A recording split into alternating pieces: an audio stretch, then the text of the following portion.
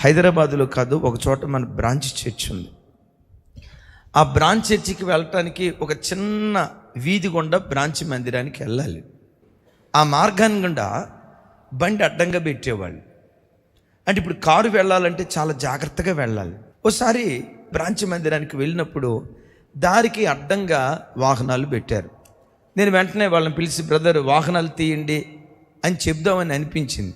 నోటి దాకా వచ్చే లోపు దేవుడేమన్నాడు తెలుసా? మౌనంగా ఉండు, నేను యుద్ధం చేయాలంటే నువ్వు సైలెంట్గా వెళ్ళిపో. వెంటనే కారు ఆపి కారులో ఉన్న ఒక బ్రదర్ని దించిన ఆయన, ఆ వెహికల్ సర్దండి అని చెప్పాను. సర్దారు.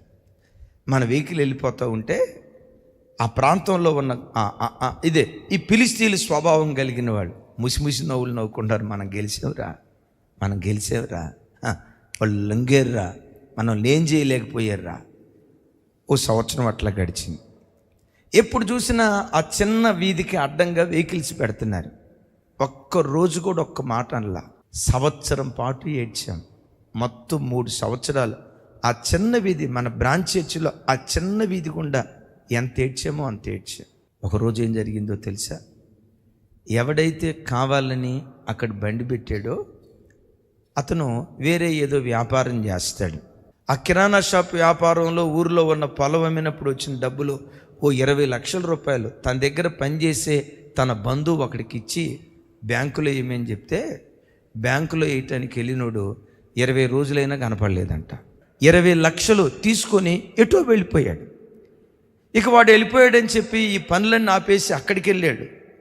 2 నెలలు వెతికి దొరకపోతే 2 నెలల తర్వాత దొరికాడు.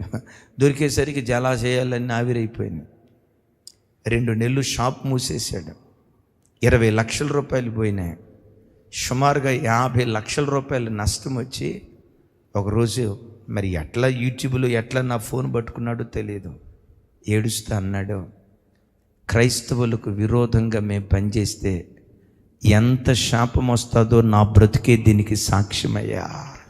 ఎదుటోడిని చంపేవాడు కాదు యోధుడు, ఎదుటోడిని చంపేవాడు కాదు నిజమైన భక్తి, తనలో ఉన్న కోపాన్ని చంపేవాడే నిజమైన పరాక్రమవంతుడు. ఎదుటోడిని చంపేవాడు కాదు, తనలో ఉన్న కోపాన్ని ఎవడైతే చంపుతాడో వాడే దేవుని ఎదుట పరాక్రమవంతుడు. అలా క్రైస్తవుడు బ్రతికితే వాక్యం ఏమంటుందో తెలుసా?